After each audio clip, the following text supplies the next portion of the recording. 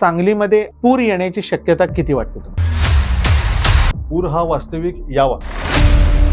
कोल्हापूर जिल्हाधिकाऱ्यांनी कुठल्याही प्रकारचं कॉग्निजन्स घेतला नाही.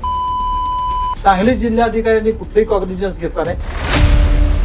प्रशासन आतापर्यंत ठप्प आहे. इथं कुठल्याच धरणाचं कुणालाच मागमूस नाही आहे. परंतु ही जी फुग आहे अलमट्टीची आणि हिप्परगीची, त्या फुग्याचा परिणाम म्हणून आपल्याला एका दिवसात तो 7 फूट वाढलेली दिसली. 2005 नंतरच हे पूर सांगली आणि कोल्हापूरमध्ये 10 आणि 12 दिवस मुक्काम टाकणार. याचं मेन कारण असं आहे, ते साठवून ठेवलेलं पाणी आता तुम्हाला पुरात बुडवलं असतं. पूर येऊच नाहीत यासाठी काय उपाययोजना किंवा काय करता येईल? नमस्कार. आपल्या सांगलीमधील कृष्णा महापूर नियंत्रण कृती नागरी समितीचे सदस्य आज आपल्या सोबत आहेत या पॉडकास्टसाठी. सांगलीमध्ये सध्याची जी परिस्थिती आहे, सांगलीच नव्हे तर सांगली परिसरामध्ये, म्हणजे सांगली जिल्ह्याचा काही भाग, कोल्हापूर जिल्ह्याचा काही भाग साताऱ्याचा पण त्याच्यामध्ये आहे. तर एकूणच या पश्चिम महाराष्ट्रामध्ये जी पूर परिस्थिती होण्याची शक्यता निर्माण झालेली आहे, त्याच्या पार्श्वभूमीवरती काही उत्तरं शोधण्यासाठी आजचा हा पॉडकास्ट मेड इन महाराष्ट्रावरती आम्ही करत आहोत. तर माझ्यासोबत सुरुवातीला या कृती समितीमध्ये कार्यरत असणारे, पाटबंधारे खात्यामध्ये माजी अभियंता म्हणून काम करणारे जल अभ्यासक विजयकुमार दिवाण सर आहेत. सर नमस्कार. नमस्कार. आता पडणारा पाऊस पाहता किंवा एकूण लोकांच्या कानावरती ज्या बातम्या येतात की अमुक डॅम मध्ये अमुक पाणी आहे, तमुक डॅम मध्ये तमुक पाणी सोडलं, तर ह्याचा एक अभ्यासक म्हणून जे स्टॅटिस्टिकल डाटा आहे त्या संदर्भामध्ये तुम्ही काय सांगाल? आता जो बघितलं तर आता आम्ही सातत्यानं आमच्या महापूर समितीनं रेटा लावल्यामुळं अलमट्टीतून आता 2.5 लाख विसर्ग होण्याची शक्यता आहे. त्यामुळे इथून 10,000 झाला, 15,000 झाला, ते आपण लोकांनी घाबरायचं काही कारण नाही आहे. हा रेटा कुठल्याही नदीचं पात्र हे त्याचं बाहेरनं जो मुक्त पाणलोट क्षेत्रातून येणार पाणी आहे ते वाहून नेण्याची क्षमता त्या नदीमध्ये असतेच, नैसर्गिकरित्या असते. त्यामुळे आता कुणी घाबरून जायचं काही कारण नाही. आता जे मध्ये झालं होतं परिस्थिती, ती परिस्थिती अशामुळे झालेली होती की अलमट्टीनं पाणी अडवलं होतं. याबाबत आम्ही सातत्याने कळवून सुद्धा कोल्हापूर जिल्हाधिकाऱ्यांनी कुठल्याही प्रकारचं कॉग्निजन्स घेतला नाही.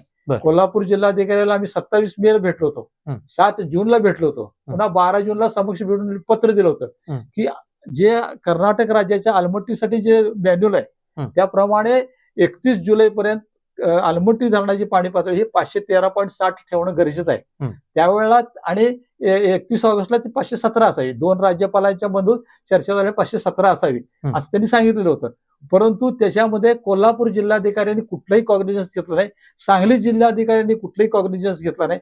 कारण त्यांना माननीय मुख्यमंत्री आणि आमचे मुख्य सचिवांनी व्हीसी घेऊन कॉन्फरन्स 21 मे रोजी त्यांना सतर्क केलं होतं की तुम्ही तुमच्या समकक्ष जे कर्नाटकचे अधिकारी आहेत, बेळगावचे जिल्हाधिकारी वगैरे, त्यांच्याशी संधान साधून त्यांना विषय करून ह्या विषयी त्यांना अवगत करून द्यावं. असं 21 मेला आपल्या सचिव लेवलला आणि 28 मेला माननीय मुख्यमंत्री यांनी स्वतःही परिषद घेऊन ह्यांचं जे म्हणणं आहे कृष्णा महापूर समितीचं, त्याप्रमाणे 31 जुलैला 513.60 एवढीच लेवल ठेवावी अशा प्रकारे त्यांना मार्गदर्शन केलं होतं, गाईडलाईन्स दिल्या होत्या आणि आदेश दिले होते म्हणा.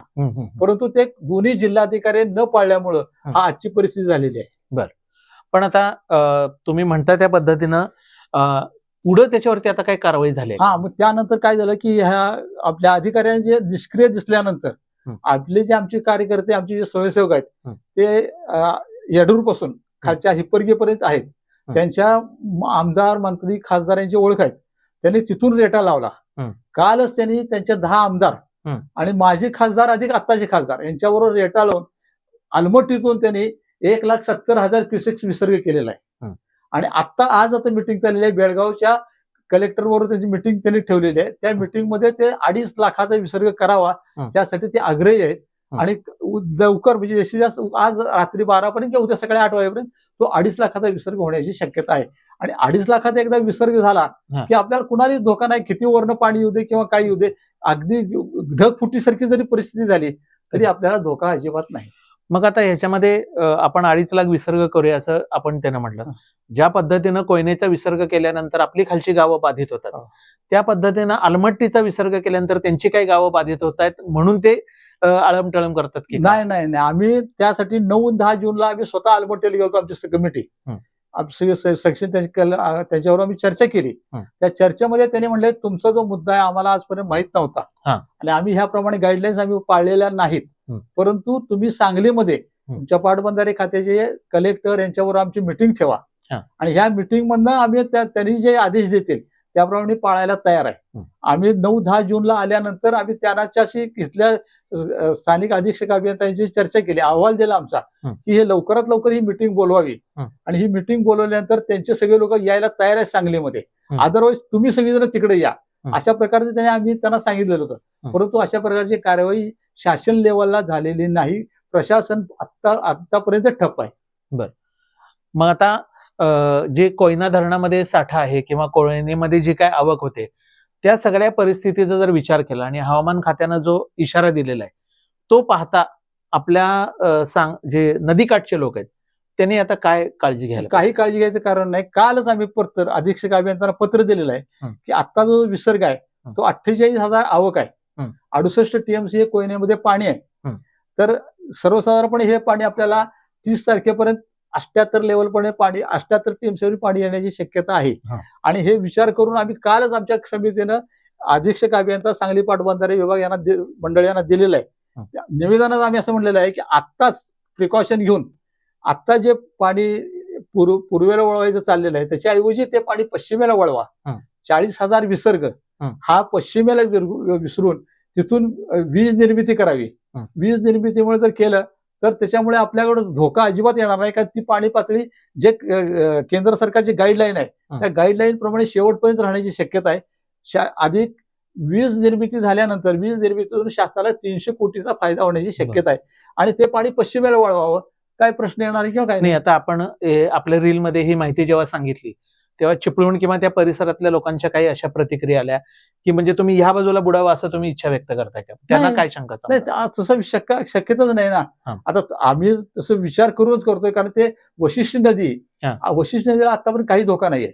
हे पाणी जाते ते वशिष्ठ नदी जाते. आता जगबुडी किंवा बाकीच्या नद्या आहेत त्यामध्ये पाणी पडायला लागलेलं आहे. वशिष्ठ नदीला काही अडचण नाही किंवा काही नाही आणि एवढ्या मोठ्या प्रमाणात गेलं तरी त्याचा काही प्रश्न येणार नाही. ते समुद्राला जाऊन मिळतंय.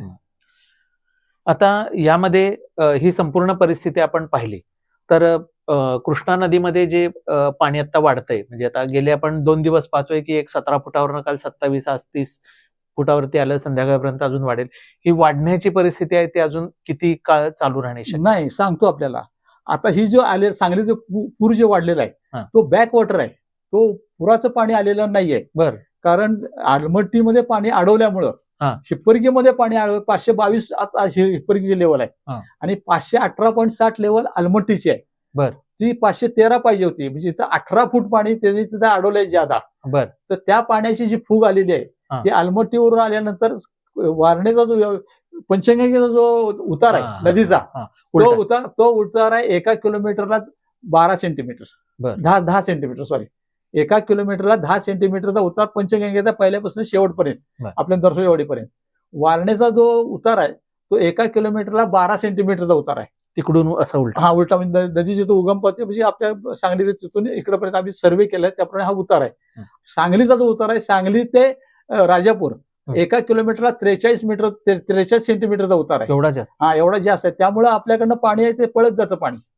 परंतु तिथून जे पाणी येतं ते फुगीनं ते पाणी जोपर्यंत इचलकरंजी जे पंचगंगेचं पाणी शिरोळ तेरवाड करून इचलकरंजीपर्यंत बॅकवॉटरनं जातं. बर, आणि त्यामुळे वरचं जे पाणी येणार आहे पंचगंगेतलं ते तिथून फूक आत जातील. तर ते जर पाणी 2-2.5 लाखाचा आपला विसर्ग केला तर आलेलं पाणी सगळंच खाली जाईल आणि हे वाहत जाईल. आणि वारणेचं जे पाणी आहे वारणेचा हा फुगीचा आहे. वारणेचा भाग प्रश्न असा येतो की वारणेमध्ये जो उतार कमी असल्यामुळं आपण जे पाणी हिप्परगीला किंवा आलमट्टीला अडवलेलं आहे त्या पाण्याचा हे शिगावपर्यंत जातो बॅकवॉटर. दानोळीमधनं खोची मार्गे शिगावपर्यंत पाणी जातं. शिगावला पाणी तिकडचं तटलं वारणेचं आणि इकडचं इचलकरंजीला तटलं की आपल्याला सांगलीकडे फूग येते. तोपर्यंत सांगलीकडे फूग येत नाही. हे तिथं गेल्यामुळे ही फूग आलेली आहे. म्हणजे हा पुराचा प्रश्न हा पुराचा नाहीये, परंतु ही जी फूग आहे आलमट्टीची आणि हिप्परगीची या फुग्याचा परिणाम म्हणून आपल्याला एका दिवसात तो 7 फूट वाढलेली दिसली. अच्छा. परंतु ती एकदा त्या स्ट्रीट जाईल आता 1.5 फूट किंवा 1 फूटच वाढते आता त्यानंतर आता जास्त वाढत नाही. आणि आमचा तर म्हणजे अनुभव असा आहे, काय काल 3 फूट पाणी हे नागठाण्याला उतरलं होतं. अच्छा. काल 2 फूट पाणी भिलवडीला उतरलं होतं, पण इकडे औदुंबरा उतरलं होतं. परंतु इकडचं पण इकडचं जो त्याने पाणी पुन्हा अडवायचं ठरलं. आता आपल्या इथून जो पाणी जात आहे आलमट्टीला 1,81,000 क्युसेक्स इतका विसर्ग आलमट्टीला जातोय आता सध्या. पण ते दाखवतायत 1,40,000 विसर्ग आला आलमट्टीवाले आणि आम्ही सोडले 1.5 लाख. परंतु आता जर कल्लोळ वगैरे हे सगळं बघितलं, हिरण्यकेशी मार्कंडे तिथून जो जाणार विसर्ग आहे तो जर बघितला तो 1,81,000चा विसर्ग आहे आत्ताचा. परंतु त्यांच्या कॅल्क्युलेशनवर ते दाखवतात की आम्ही 1.5 लाख सोडलाय आणि आमच्याकडे आला 140. ह्याच्यावर कोणाचा कंट्रोल नाही आहे. बरोबर. ते कंट्रोल असणं गरजेचं आहे. आणि ह्या सातत्याने आम्ही म्हणतो की केंद्रीय जल आयोगाच्या माणसाने तिथे एक माणूस ठेवावा आणि तिथे करावं, किंवा त्याच्यापेक्षा सोपं आम्ही गेले 3 वर्ष सातत्याने आम्ही प्रयत्न करतोय. आमच्या महापूर परिषद घेऊन आम्ही सांगितलेलं आहे की याबाबत स्थानिक लेवलची 3ही जिल्ह्याची मिळून एक कमिटी निर्माण करावी आणि त्या कमिटीमार्फत शासनाला किंवा तुमच्या कलेक्टर म्हणा यांना दर 1 महिन्यात 15 दिवसांनी मिटिंग घ्यावी आणि ह्यांच्याकडचा आमच्याकडचा जो सल्ला आहे तो त्यांनी ऐकून घ्यावा असं आम्ही त्यांना सजेशन केलं आहे. परंतु अजून कमिटी ही अजून फॉर्म केली जात नाही. आणि आता जे अधिकारी आहेत किंवा काय आहेत ते स्वतःला अधिकारी समजतात. आमचं म्हणणं असं आहे ते लोकहित किंवा जनसेवक असावेत. जनाचे सेवक असणे हे त्यांचे गरजेचं आहे. परंतु स्वतःला ते जनसेवक समजतच नाही. आम्हाला शासनानं ब्रिटिशच्या काळामध्ये कलेक्टर म्हणून जे अधिकार दिलेले आहेत ते गाजवायसाठी आम्ही इथं आलेलो आहे. आम्ही संबंध आहे आमचा लोकहिताची किंवा ह्याचा संबंध आहे. दुसरी महत्वाची गोष्ट म्हणजे काय आहे, आता ह्यांना आता एक शासनाकडून किंवा मोठ्या 3200 कोटीचे एक ऑफर दिलेले. बर. म्हणजे महापूर थांबवण्यासाठी 3200 कोटी जागतिक बँकेकडनं मिळणार आहेत. अशा प्रकारचे एक सुंदर गाजर दाखवलं आहे. मग त्याचा खर्च कसा करायचा हे त्यांना पूर जर आला नाही तर ते त्याच्या पदरात पडणार नाही. ह्यासाठी हे मानवनिर्मित पूर आणायला लागलेले प्रशासनातील अधिकारी. म्हणजे लोकांच्या पेक्षाही त्यांना या पुढच्या ज्या गोष्टी आहेत त्याच्याविषयी जास्त स्वतःचे अधिकार लोकहित किंवा जनहित बघायचं ह्यांना काही गरज नाही आहे. ह्यांना फक्त स्वतःचे अधिकार गाजवणे स्वतः करणे ह्यासाठीच ह्यात मग्न आहेत हे. तर या समितीचे एक महत्वाचे सदस्य आणि दुसरे सदस्य जे पाटबंधारे खात्यामधूनच डेप्युटी इंजिनियर म्हणून निवृत्त झालेले आहेत, प्रभाकर केंगार सर. सर, आपण आता एकूणच पूर परिस्थितीबद्दल चर्चा करतोय, दिवाण सरांबरोबर पण केली. आता आपल्या परिसरामध्ये म्हणजे सांगली कोल्हापूर सगळीकडे 2015, 2019, 2021 आणि आता 2024ला परत एकदा परिस्थिती निर्माण झाल्याचा आभास निर्माण झालेला आहे. तर तांत्रिकदृष्ट्या तुम्ही देखील यामध्ये बरेच दिवस काम केले किंवा तुमच्या समितीच्या माध्यमातून तुम्ही काम करताय. हे पूर येतात, जातात, थांबतात, याच्यामध्ये हे म्हणजे टेक्निकली तुम्ही त्याच्यावरती काय फोकस कराल किंवा प्रकाश टाकाल? नमस्कार. कृष्णा नदीला जे महापूर येतात जातात याच्याबद्दल पहिल्यांदा मी उत्तर देतो की यापूर्वी कृष्णा नदीला मी मोठे पूर येऊन गेले 1914 साली, 1958 साली. की ते पूर फक्त सांगलीमध्ये 2 दिवसापेक्षा जास्त दिवस थांबत नव्हते, पाणी वसरून जात होते. 2005 नंतरच हे पूर सांगली आणि कोल्हापूरमध्ये 10 आणि 12 दिवस मुक्काम टाकायला लागले. ह्याचं मेन कारण असं आहे की 2005 मध्ये कर्नाटकामध्ये आलमट्टी धरण बांधून पूर्ण झालं आणि तिथं 2005 साली ते धरण पूर्ण क्षमतेनं पाणी अडवायला लागले. म्हणजे 519.60 मीटर ह्या लेवलनं अडवायला लागले. आणि त्या लेवलला त्यांनी पाणी अडवलेलं त्याचं जे बॅकवॉटर आहे ते हिप्परगी धरण धरून पाठीमागे महाराष्ट्र हद्दीमध्ये राजापूर बंधाऱ्याच्या वरती आमच्या सांगलीला म्हैसाळ बंधारापर्यंत आणि इकडे तेरवाड बंधाऱ्यापर्यंत पंचगंगा नदीला हे बॅकवॉटर येते नॉर्मल कोर्समध्ये. पावसाळ्यामध्ये ज्यावेळेस असा हेवी रेनफॉल ज्यावेळेस सुरू होते 110 मिलीमीटरच्या पुढे किंवा त्याच्या पुढे ज्यावेळेस रेनफॉल सुरू होते त्यावेळेस हे आलेलं बॅकवॉटरवर हे पाठीमागून येणारा जो दोन्ही सातारा, सांगली, कोल्हापूर जिल्ह्यातून सुमारे 30 नद्यांचा जो फ्लो आहे तो त्या फ्लोवर असा पाठीमागून चढतो. म्हणजे त्या ट्रॅफिकवर ट्रॅफिक अशी जाम होत्या आणि ते पाणी प्रचंड प्रमाणात पाठीमागे दोन्ही जिल्ह्यामध्ये पाठीमागे सरले जाते. त्याचा बॅकवॉटरचा जो फुगवटा येतो आणि त्या फुगवट्याचा जो हा दणका आहे तो मोठ्या प्रमाणात महाराष्ट्रामध्ये ह्या 2 जिल्ह्यांना होत असतोय. म्हणजे आता सगळेजण जी चर्चा सुरू आहे सगळीकडे, म्हणजे तुमच्याकडून सुद्धा मला असं वाटतं की गेली अनेक वर्ष तुम्ही सातत्याने ह्याच्यावरती आवाज उठवताय की हिप्परगी आणि अलमट्टी या दोन्ही धरणांच्या मुळे आपल्याकडे हा पूर परिस्थिती निर्माण होते.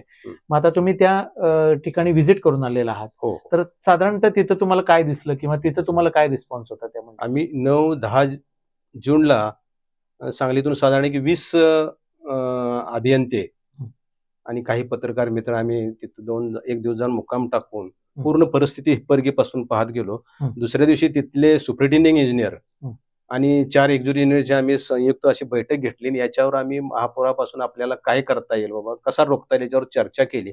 त्यांना आम्ही क्लिअर कट सांगितले की केंद्र सरकारनं जानेवारी 2018 मध्ये असे गाईडलाईन्स दिले त्या की धरणं कोणत्या महिन्यात किती लेवलपर्यंत भरावी, असे त्यांनी स्पष्ट गाईडलाईन्स दिल्याचे की जसं की 31 जुलैपर्यंत धरणं ही तुमची 50% भरली पाहिजे, 31 ऑगस्ट पर्यंत तुमची 77% भरणं पाहिजे, 15 सप्टेंबरपर्यंत हवामानाचा अंदाज बघून तुमची पूर्ण धरणं ही 100% भरावी. अशा गाईडलाईन्स आहेत. आणि ह्या गाईडलाईन्स त्यांना आम्ही ते पुस्तक दाखवलं तिथल्या सुपरिटेंडिंग इंजिनियर आणि एक्झिक्युटिव्ह इंजिनियर, तर त्यांनी म्हणले हो ह्या गाईडलाईन्स आहेत, बरोबर आहेत, पण ह्या आम्हाला अशा वरनं फॉलोअप्स आम्हाला ऑर्डर्स नाहीत. बरं. आम्हाला आमच्या स्टेटमध्ये आमच्या मिनिस्ट्रीच्या ऑर्डर्स आल्या तर आम्ही हा फॉलो करणार. आहेत गाईडलाईन्स, त्याच्याबद्दल काय वाद नाही. तर त्याच्यामुळे आम्हाला असं जाणून आलं की याच्यामध्ये त्यांना ministry of irrigation department Karnataka मधून त्यांना अशा स्ट्रिक्ट अशा वॉर्निंग नाहीत की बाबा तुम्ही ह्या गाईडलाईन्स पाळा. आणि आमचा 100% दावा आहे त्या जर गाईडलाईन्स पाळल्या तर कधीच कृष्णा, कोयना, पंचगंगा ह्या ज्या नद्या आहेत आपल्या सांगली, सातारा, कोल्हापूर जिल्ह्यामध्ये कधीच महापूर येणार नाही. पण आता ह्या पुरामुळे बाधित होणारी जी गावं आहेत ती आपल्या सांगली, कोल्हापूर, पश्चिम महाराष्ट्रातली आहेत, पण यामुळे कर्नाटकातली पण काही गावं बाधित होत असतील की त्याची काळजी त्यांना वाटत नाही का? की अलमट्टीचं संकल्पनाच असं आहे की अलमट्टीमध्ये येणारा फ्लो सुमारे 3 लाख क्युसेक्स हा नॉर्मल रेनफोर्स त्यांना धरला जातो. ज्यावेळेस असं 3,000 पर्यंत ज्यावेळेस क्युसेक्स डिस्चार्ज येतो त्यावेळेस तो खाली 3.5 लाख क्युसेक डिस्चार्ज सोडला पाहिजे. ही एक नॉर्मल केस आहे. याच्यामध्ये त्यांच्या डाऊनस्ट्रीमच्या कुठल्याही गावांना काही परिणाम होत नाही. वरती आपल्या महाराष्ट्रात तर काहीच इफेक्ट होत नाही. परंतु इथं होतंय काय, पाण्याच्या हव्यासासाठी कर्नाटक हे राज्य 519-60 पर्यंत सुरुवातीला ते धरण परत आपल्याला मिळतंय की नाही या अशी पाहिजे ते अगोदरच भरून घेतात. आणि पुन्हा पाठीमागे अशी सिच्युएशन होती की जुलै आणि ऑगस्टच्या ह्या मधल्या पिरियडमध्ये मोठा पाऊस असतो, हेवी टू हेवी रेनफॉल. पावसाला तर आपण अडवू शकत नाही, 100% अडवू शकत नाही. तर त्याच्यामुळे मग अशी परिस्थिती होती की त्यावेळी जर महाराष्ट्रातले बी धरणं भरली असतील तर त्यांनाही पाणी सोडून देण्याशिवाय पर्याय नाही नदीमध्ये. आणि अशी सिच्युएशन आहे. पण सुदैवाने यावर्षी किंवा आम्ही ही समिती स्थापन केल्यापासून 2020 पासून असा रेटा लावल्यामुळं महाराष्ट्रामधले विशेषतः कोल्हापूर, सांगली आणि सातारामध्ये ही धरणं आहे ती या गाईडलाईन्स प्रमाणे पाळली जातात. यावर्षी जर तुम्ही बघितलं तर कोयनेचं जे परिचालन चाललंय ते करेक्ट गाईडलाईन्स प्रमाणे चाललंय. आज इतकी सिच्युएशन वर्स्ट होत असली तर केवळ आणि केवळ कोयनेतनं डिस्चार्ज अजून सोडला नसल्यामुळं आपल्या सांगलीला काहीही धोका पोचलेला नाही. आम्हाला अजूनही खात्री आहे की कोयना धरणाचं परिचालन अतिशय उत्कृष्ट चाललेलं आहे. त्यामुळे आम्हाला सांगलीला अजिबात भेण्याची गरज नाही. आता राहता जो विषय राहिलाय तो कोल्हापूर जिल्ह्यातली पंचगंगेचा तिचा जो ग्रेडियंट आहे, ती नदी आमच्या नदीपेक्षा 1 फुटानं खाली आहे. तिचं जे ग्रेडियंट 1/10 आणि आमचं 1/40. त्यामुळे आमची कृष्णामाई वरती येत्या आणि ती खालून जाते. त्यामुळे ह्याचं जे बॅक वॉटर येतंय अलमट्टी हे पर्यंत ते सरळ पाठीमागं कोल्हापूरला राजाराम तलावापर्यंत जाते म्हणून त्यांच्याकडे आणि म्हणून त्यांच्याकडे पाऊस जात आहे. तरी सुद्धा आम्ही 4 दिवसापूर्वी आमच्या संघटनेला अभ्यास करून असं त्यांना आम्ही एक सुचवलंय की तात्काळ तुम्ही अलमट्टीमधून 3.5 लाख क्युसेक जर डिस्चार्ज सोडवला, कारण त्यांनी आता जी लेवल जी केलेली आहे ती 518.60 वगैरे अशी केलेली होती. त्यावेळी आमच्या लक्षात आलं की त्यांनी 2 राज्याचे राज्यपालांनी येऊन ठरवलं की 517 लेवलच्या वर जाऊ द्यायचं नाही.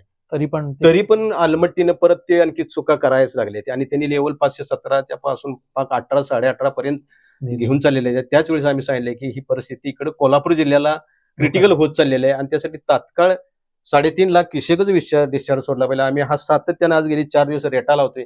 त्यामुळे त्यांनी 65,000 पासून 1 लाख, 1.5 लाख, आज सकाळी 2 लाख चालू केले. आम्हाला खात्री आहे अजून 1 तासाभरात ते 2.5 लाखापर्यंत करतील आणि आमच्या म्हणण्याप्रमाणे किंवा त्यांच्या जजमेंट प्रमाणे 3-3.5 लाखापर्यंत डिस्चार्ज देऊन कोल्हापूर जिल्ह्याची पंचगंगा सुद्धा पातळी खाली आलतील. सांगलीला तर अजिबात भीती नाही. त्यामुळं माझं म्हणणं आहे की कोणीही घाबरून जाऊ नये. आता आपण जो प्रश्न विचारला की कर्नाटकाच्या खालच्या बाजूला एवढा विसर्ग सोडल्यानंतर काय नुकसान होऊ शकेल का, काय होऊ शकेल का. आता आम्ही तिथंही परवा आम्ही जी ट्रीम गेलो होतो, आम्ही तिथंपर्यंत जाऊन आलो. कर्नाटकमधनं पाणी सोडल्यानंतर ते कुडलसंगम म्हणून तिथं गाव आहे हो खाली. हो हो ते कुडलसंगममध्ये पाणी जातं पहिल्यांदा. हम्म. कुडलसंगममध्ये गेल्यानंतर ते नारायणपूर म्हणून त्यांचं धरण आहे. अच्छा नारायणपूर धरणला जातं. बरं. कालची आम्ही तिथल्या लोकांची आपली जी माणसं आहेत ती जाऊन तिथं बघून आलेत. अजून नारायणपूर धरण हे 50% सुद्धा भरलेलं नाही. बरं. आणि नारायणपूर धरण संपल्यानंतर खाली कुरोपूर म्हणून जे आहे, हा. जे एका बाजूला आंध्र प्रदेश आहे, एका बाजूला कर्नाटक आहे, तिथं पाणी जातं. त्यामुळे तिथं गावाचं नुकसान होण्याचं किंवा कुणी काय याचं काही प्रश्न येणार नाही किंवा काय नाही.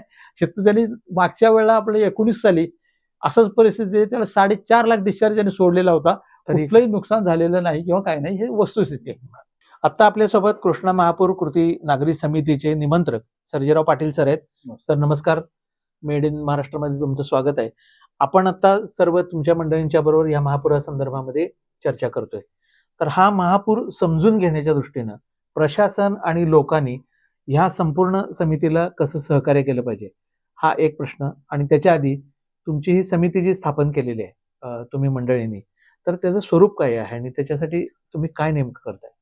महापुराचा भयंकर प्रश्न हा बघत असताना आमच्या लक्षात असं आलं की पूर आल्यानंतर बऱ्याच योजना आहेत, शासनाकडे आहेत, आपत्ती व्यवस्थापन आहे. परंतु असं लक्षात आलं की पूर येऊ नये यासाठी कुठेच कोण काम करताना दिसत नाही. हे ज्यावेळेला लक्षात आलं, 19चा पूर ज्यावेळेला संपला त्यावेळेला मला एक माझ्या कानातून आवाज आला की पूर येऊ नये यासाठी का कोण प्रयत्न करत नाही. मग त्याच वेळेला आम्ही ठरवलं की काय तर करायला पाहिजे. आणि आमच्या वेळेला आधीच देवानसाहेब आणि केंगर साहेब हे पुराच्या बाबतीतच काम करत होते, परंतु त्यांच्याकडे कोणी लक्ष देत नव्हते, दुर्लक्ष होत होतं.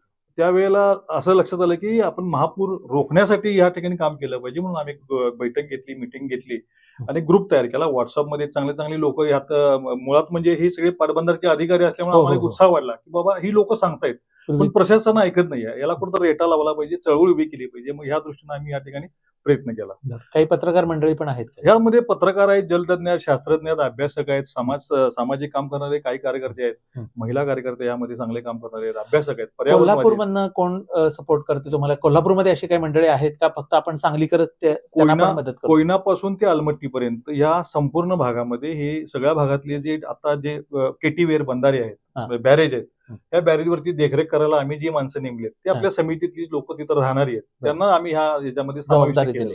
म्हणजे पूर हा समजावा की काय परिस्थिती आहे सगळं. कारण पूर्वाची परिस्थिती कुठंच कधी तर काय पाणी वाढू शकते, कुठल्या भागात वाढू शकते, तर काही वेळेला माहित नसते की पाऊस कुठं पडला आणि मग पाणी कुठं वाढणार हे माहित नसते. म्हणून आम्ही तो प्रत्येक भागातली लोक या समितीमध्ये सध्या कार्यरत आहेत.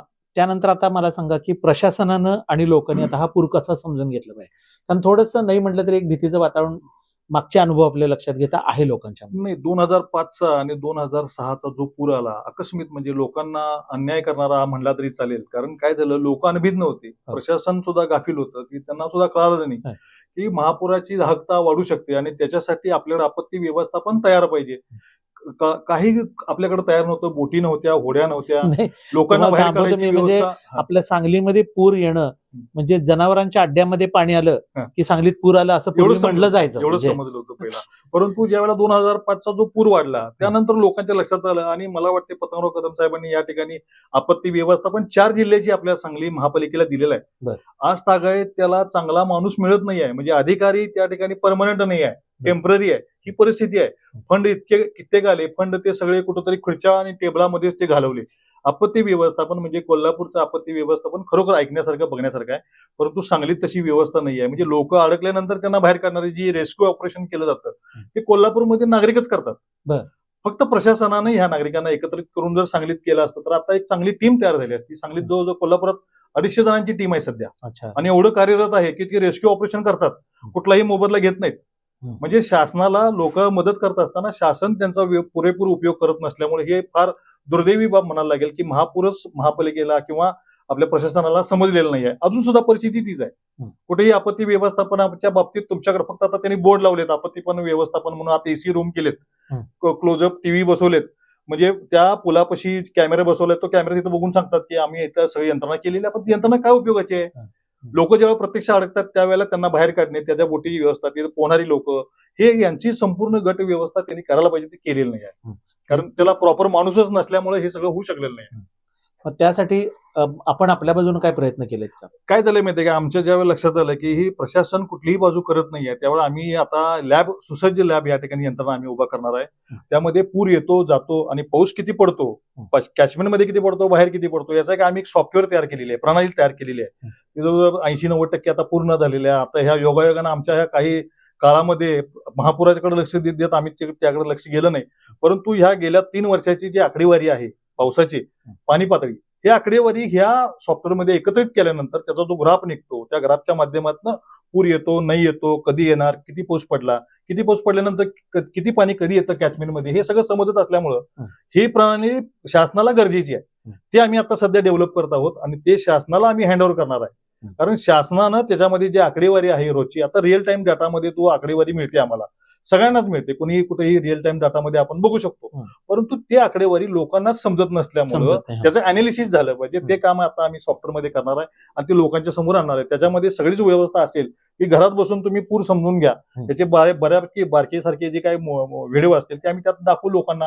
आणि लोकांनी घाबरून जायचं कारण नाही, कारण पूर हा लोकांना समजला पाहिजे. समजला तर घाबरणार नाही. हा, समजला तर कुठपर्यंत पाणी आलं तर आपण बाहेर पडायचं किंवा कुठपर्यंत तिकडं पाऊस पडत असताना इकडं काय परिस्थिती होणार.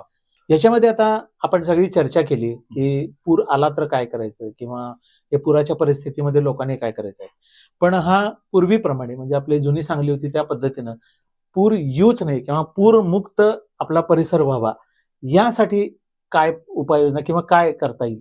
कसं आहे, पूर हा वास्तविक यावा म्हणजे नैसर्गिक हे जे अधिवास आहे, जीवजंतू त्यामध्ये जगतात, त्यांच्यासाठी पूर येणं हे स्वाभाविक आहे, यायलाच पाहिजे. मातीचं परीक्षण त्यामध्ये बदल होतो, तळ खालता घासून निघतो, म्हणजे पूर हा यायला पाहिजे. पण तो पूर नियंत्रित असला पाहिजे. म्हणजे आता नियंत्रित करण्यासाठी बरेच उपाययोजना CWCने या ठिकाणी गाईडलाईन करून दिलेले आहेत. त्यामध्ये त्याने असं म्हणलेलं आहे की ज्या वेळेला जून महिना सुरू होतो त्यावेळेला त्या प्रत्येक धरणातलं म्हणजे भारतातल्या प्रत्येक धरणामध्ये ते पाणी 10% असावं. असं का म्हणले, कारण तुम्ही अनादर स्टॉक ठेवता, तो स्टॉक तुम्हाला या वेळेला आता जुलैमध्ये सांगलीमध्ये पूर आला असता आता, कारण तो पाऊस नाही आहे, पाऊसच झालेला नाही आहे, म्हणून अलमट्टीमध्ये आपल्या कोयना धरणामध्ये पाणी साठवून ठेवलं होतं. ते साठवून ठेवलेलं पाणी आता तुम्हाला पुरात बुडवलं असतं. म्हणजे आता जी जुलै महिन्याची जी परिस्थिती आहे ते अतिशय वाईट आहे. मग जुलै महिन्यामध्ये पूर येतो हे ज्या वेळेला CWC ला समजलं त्यावेळेला तिने 2018 मध्ये गाईडलाईन तयार केलेली आहे. त्या गाईडलाईन मध्ये त्यांनी असं दिलेलं आहे की 2000 म्हणजे जुलै महिन्यामध्ये अलमट्टीमध्ये किती पाणी साठा असायला पाहिजे, कारण त्या पाण्यासाठ्याचा फूग आपल्यापर्यंत येतो हे सगळं प्रशासनाला आता माहिती आहे, आता जाहीर झालं. कारण हे समजून सांगायला आम्हाला 3 वर्ष आमची गेली. 3 वर्ष आम्ही की अलमट्टीची फूग आहे हे समजून सांगायला आम्ही बऱ्याच वेळेला. मला वाटतं 2019ला जेव्हा पूर आला त्याच्या आधी 2 वर्ष दुष्काळी परिस्थिती होती, पाऊस झालेला नव्हता. कोयना धरणामध्ये जितकं पाणी येईल तेवढं चांगलंच, अशा पद्धतीनं त्यात वाढ करत ते धरण त्याला भरून घेतलं गेलं. हा, म्हणजे आता जे आपल्याला CWC ची गाईडलाईन म्हणजे पहिलं तुम्हाला सांगितलं की आपल्याला पहिले धरणं सगळी मोकळी गेली पाहिजेत. दुसरं यामध्ये आहे की अलमट्टीनं पाणी किती ठेवलं पाहिजे. त्यामध्ये अलमट्टीनं असं म्हणलेलं आहे, म्हणजे अलमट्टीला सांगितलेलं आहे की जुलैच्या एंड पर्यंत म्हणजे 513.7 मीटर उंची तुम्ही ठेवा. ते आता किती आहे, 518 मीटर आहे सध्या. म्हणजे किती जास्त आहे बघा, हे लक्षात येते. त्यानंतर त्यांनी काय सांगितले, 1 ऑगस्ट नंतर तुम्ही तिथं पाणी किती ठेवायचं आहे, तर ते 517 मीटर. म्हणजे काय झाले, यामध्ये दोन्ही राज्यपालांनी ज्या वेळेला मागच्या वर्षी बैठक झाली त्यावेळेला त्यांनी ठरवलं होतं की तुम्ही 517 मीटरच्या वरती पाणी वाढवू नका, कारण इकडे पुराची दाहकता वाढते, त्यामुळे इकडे काय करता येत नाही. तुम्ही काय करा, ती 517 मीटर ठरलं होतं, झालं होतं. आपल्या कोल्हापूरच्या कलेक्टरने जाहीर पण केलं होतं की 517 मीटर तेव्हा आम्ही पाणी जाऊन देणार नाही. परंतु आम्ही त्या कलेक्टरना पूर यायच्या आधीपासून सांगायला लागलोय की त्यांनी साठा वाढवलेला आहे, तुम्ही त्यांना पत्र द्या, व्यवहार करा, त्यांना सांगा. तर त्यांनी काही केलं नाही. म्हणजे प्रशासन ढम्म आहे एकदम अतिशय. आणि त्याचं काम आम्ही आता नागरिक म्हणून आम्ही करायला लागलोय. आता ही दुसरी बाजू झाली की त्यांनी 517 मीटर ठेवायला पाहिजे होती. तिसरी बाजू काय आहे की एकात्मिक परिचालन म्हणजे काय, की ज्या धरणाचं पाणी भरलेलं आहे, जे धरण पाणी सोडून घेणे गरजेचं आहे त्याला पहिला चान्स दिला पाहिजे, म्हणजे ते पाणी पुढे जाईल. त्यानंतर दुसऱ्या धरणाला चान्स दिला पाहिजे की बाबा तुम्ही सोडून द्या. इथं कुठल्याच धरणाचं कुणालाच मागमूस नाही आहे, म्हणजे कोणच कुठल्याच धरणाला कधी विचारत नाही. ती धरणाचं राहू दे, अलमट्टीला कोण विचारत नाही आहे. आता आम्ही गेलो ना अलमट्टीला विचारायला लागले, परंतु यावर्षी असं लक्षात आलं की तुम्ही हिप्परगीमध्ये आहे त्यांना का विचारत नाही. हिप्परगीमध्ये बॅरेज आहे, ते पाणी अडवते, त्यांचं लाईन वेगळी आहे, हे अलमट्टीचा विषय वेगळा आहे आणि आपलं महाराष्ट्र शासन आहे. असं तिघांचा समन्वय कधी झालाच नाही आहे. ते कधी VC झाला असेल त्यावेळेला, परंतु VC वरची समन्वय होऊन चालणार नाही. त्यांनी प्रत्येक म्हणजे सांगलीत येऊन बैठक झाली पाहिजे, अलमट्टीत जाऊन बैठक झाली पाहिजे, हिप्परगीत जाऊन बैठक पाहिजे. ही दाहकता 50,000 कोटीचं नुकसान जे होते शासनाचं म्हणजे नागरिकांचं ते होणार नाही. आणि हे 3 मुद्दे एवढे महत्वाचे आहेत की याच्यावरती लक्ष ठेवलं तर पूर कंट्रोलमध्ये येऊ शकतो, नियंत्रणात येऊ शकतो. आता चौथी गोष्ट म्हणजे काय झालंय, अवैधिक बांधकाम नदीवरती झालेले आहेत, पुलं बांधलेली आहेत, ॲफ्लेक्स तयार होतो, त्याच्यामुळे पाणी अडलं जातं. काही केटीवेअर मध्ये बर्गे निघाले जात नाहीत, काढले जात नाहीत, त्या फळ्या अडकतात, त्या काढता येत नाहीत. त्यामुळे हे जे काही नियोजन आहे हे नियोजन ढिसाळ नियोजन असल्यामुळे याच्याकडे पुराकडे दाहकता म्हणून ह्यांनी जे बघायला पाहिजे ते बघत नाहीत. त्यामुळे नागरिकांचं मरण या ठिकाणी आलेलं आहे. आणि आम्ही ठरवलेलं आहे की सांगलीमध्ये इथून पुढे कधीच पूर येऊ देणार नाही. आणि सांगलीकरांना आमचा महत्वाचा विषय आहे की तुम्ही पुराच्या बाबतीत जर काय असेल तर आम्ही सांगतो त्याप्रमाणे पत्रव्यवहार आमच्या बरोबर तुम्ही सहकार्य करा. आपण सगळेजण मिळून या ठिकाणी पुरावरती विजय मिळवू. एका कवीचे म्हणणे आहे की नेहमीच येतो पावसाळा, परंतु त्याला जोडून आमचं म्हणणं असं आहे, नेहमीच येतो पावसाळा, नेहमीच येतो पूर. ही आता म्हण रूढ व्हायला लागलेली आहे. आता ह्याच्यासाठी आमचं म्हणणं असं आहे की दरवर्षी पूर आला की शासन एक समिती गठीत करतं. 2005ला अशीच एक समिती गठीत करण्यात त्याचा अहवाल आला. अहवालावर काय केलं, काय नाही, आला तसा धूळ खात पडला. 19ला पूर आला. 19ला पुरासाठी पुन्हा दुसरी कमिटी नेमली. ती कमिटी तशीच काही केलं नाही, त्याचा अहवाल आला. ते अहवाल कसा चुकीचा आहे ते आम्ही 800 पानी अहवाल दिलेला आमच्या या महापूर समितीनं एक पानाचा छाननी करून तो अहवाल कसा चुकीचा आहे ते आम्ही त्याला प्रूव्ह करून दिलं. त्यानंतर त्या समितीच्या अध्यक्षाने आमचं म्हणणं चुकीचं आहे, आम्ही कार्यक्षेत्रावर गेलो नव्हतो आणि हा अहवाल तुम्ही स्वीकारू नये, त्याच्याऐवजी तुम्ही अन्य कुणा रुरकी या संस्थेला या अहवाल करण्यासाठी निर्माण करावं असं त्या समितीनं पुन्हा शासनाला अहवाल दिला. त्याच्यावर कार्यवाही तरी काही झाली नाही, परंतु आम्ही कसं चूक आहे त्या समितीनं स्वतः लेखी दिलं. पुन्हा त्यावेळेला समितीने लेखी दिल्यानंतर कृष्णा खोरे महामंडळाने त्याला काय केलं, 36 लाख रुपये देऊन रुरकीला त्यावर्षी पैसे दिले. 36 लाख रुपये तुम्ही हायड्रोलॉजी अभ्यास करून आम्हाला द्या म्हणून त्याला 36 लाख देऊन हे ॲडव्हान्स पैसे दिलेले. 36 लाख हा पैसा पूर्ण नाही, 36 लाख पैसा ॲडव्हान्स दिलेला आहे. त्यांनी अट घातली की आम्ही 36 लाख ॲडव्हान्स म्हणून घेतो, आम्ही मॉडेल करतो आणि मग आम्ही तुम्हाला अहवाल ज्यावेळेस देतो त्यावेळेला फायनल पैसे द्या. 36 लाख रुपये पाण्यात गेलेले. गेले 2 वर्षाचा महापूर आला, परंतु रुरकीकडून आज तागायत त्याबाबतचा अहवाल आलेला नाही. शासनाचं हे दरवर्षीची परिस्थिती आहे. आमचं जर निरीक्षण म्हटलं, वैयक्तिक आमच्या समितीचं सगळं निरीक्षण म्हटलं तर आपल्याकडं सर्वसाधारणपणे जुलैच्या 20 तारखेला पाऊस चालू होतो ते 8 ऑगस्टपर्यंत पाऊस असतो. 27 जुलैला दरवर्षीचा जो महापूर येतो 27 जुलैला येतो. हे आम्ही ह्या वेळासुद्धा आम्ही त्यात दाखवून दिलेलं आहे की 27 जुलै हा आपला धोक्याची घटना आहे. धोक्याची 27 जुलैला आपल्याला पूर्णपणे पूर्ण येतो आणि तोच 8 ऑगस्टपर्यंत राहून त्यानंतर तो कमी होतो. असं आम्ही शासनाला वेळोवेळी संपर्क दिलेला आहे. सांगितलेलं असून सुद्धा शासन याबद्दल कुठलीही हालचाल करत नाही. आता आम्ही हे का सांगितलं ते आमच्या ऑब्झर्वेशन निरीक्षणावर असं आहे की 1 जून ते 31 ऑगस्टपर्यंत आपल्या राजापूर धरणातून म्हणजे शेवटच्या धरणातून 700 TMC पाणी आपण खाली सोडतो. 700 TMC म्हटल्यानंतर ह्याचं जे धरण आहे आलमटीचं धरण आहे ते फक्त 123 TMCचं आहे. आणि CWCने गाईडलाईन जे दिले आहेत त्या 31 ऑगस्टपर्यंत 82 TMC पाणी त्यांनी अडवायचं आहे. आणि वरचं राहिलेलं 31 ऑगस्ट ते 1 ऑक्टोबरपर्यंत सर्वसाधारणपणे 300 TMC आपल्याकडनं खाली जातं पाणी, आपण अडवू शकत नाही. राहतं किती त्यांना 20 TMC पाणी राहतंय फक्त, ते 300 TMC ते अडवू शकतात. ते काहीच अडचण नाही, काही नाही. त्यांच्या वाट्याचं त्यांना मिळू शकतं. आपलाही महापूर थांबतो, त्यांचाही महापूर थांबतो, सगळ्यांना थांबतो. ह्याप्रमाणे कार्यवाही करावी असं आमच्या निरीक्षणातून आणि आमच्या ऑब्झर्वेशनमधून आम्ही त्यांना सातत्यानं सांगत आलोय. आमचे अहवाल दिलेले आहेत. ह्या सुरुवातीला आम्ही यशवंतराव चव्हाण ह्याच्यात एक डिबेट ठेवलं होतं, त्या डिबेटामध्ये आम्ही हा अहवाल आमचा सादर केला आहे. हा अहवाल घेऊन राजेंद्र सिंग राणा, मेघा पाटकर यांनी स्वित्झर्लंडमध्ये आमचा अहवाल दिलेला आहे तो, आणि त्यांनी त्या ह्याच्यात स्कॉटलंडला त्यांनी अहवाल मंजुरी केलेला आहे. असं असताना सुद्धा आमच्या अहवालावर शासन दुर्लक्ष करतंय, ही अत्यंत गंभीर आणि दुःखाची बाब आहे. आम्ही एवढं तळमळीनं काम करत असून सुद्धा शासन याच्यावर कुठलाही करत नाही. आत्ता सुद्धा आम्ही जिल्हाधिकारी कोल्हापूर यांना 7 जूनला पहिल्यांदा 27 मेला पहिल्यांदा आम्ही जाऊन भेटलो. त्यावेळेला आचारसंहिता आहे, आता तुम्ही येऊ नका, 7 जूनला येताना मुदत दिली.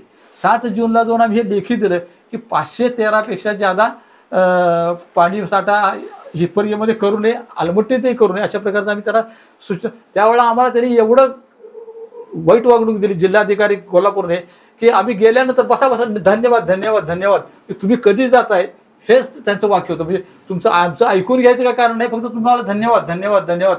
मला माहिती आहे मी त्याप्रमाणे कार्य करतो. अशा प्रकारचं कोल्हापूर जिल्हा अधिकाऱ्याने आमच्या समोर हे असं काम केलेलं असं. म्हणजे आम्ही मुदत मागू शकतो. तरी असं नसतो आम्ही आलमट्टीचा दौरा केल्यानंतर 13 जुलैला त्यांना आम्ही कळवलं की हे तुमचं वागणं अजून चुकीचं आहे, ह्याप्रमाणे तुम्ही वागा.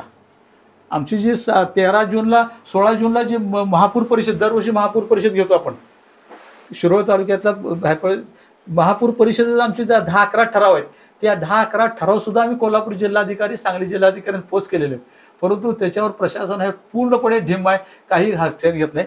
आमची आपणास विनंती आहे की आमची जी म्हणणं आहे ते कृपया आपण मुख्यमंत्र्यांपर्यंत पोहोचवावं, एवढी आमची मनापासून अपेक्षा आहे. लोकांची जी वर्तणूक आहे की पाणी असेल त्यावेळेला वाटेल तसं वापरणे किंवा पाण्यामध्ये प्रदूषण करणे, पाण्याशी म्हणजे पाण्याबद्दल कोणत्याही प्रकारचा आदर न ठेवणे, ह्या सगळ्या गोष्टींच्या मुळं ह्या गोष्टी पुराला किती कारणीभूत आहेत?